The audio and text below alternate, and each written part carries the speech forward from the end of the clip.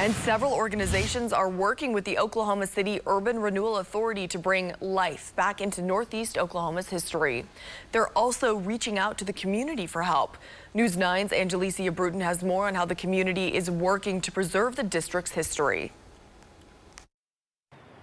Community members in Northeast Oklahoma City are reimagining how historic buildings will serve future generations.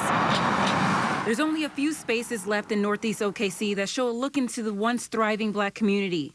Andrea Lester remembers hearing stories from family members about Deep Deuce specifically. They talked about the music, they talked about the food, the different personalities or the singers and musicians that came in, the ones that we hear about now.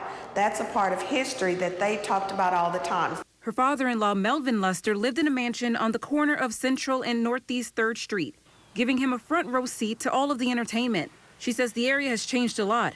The once thriving community is now quiet, but she wants the integrity to stay intact. I would like to see something that preserves the history of what took place years ago.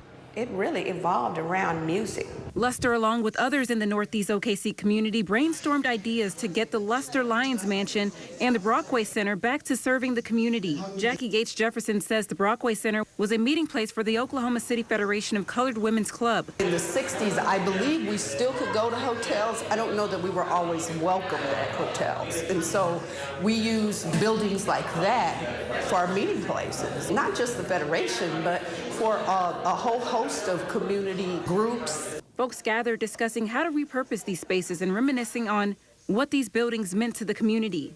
Focus groups will now look at these ideas to see what's next for these buildings. In Oklahoma City, Angelicia Bruton, Oklahoma's Own, News 9.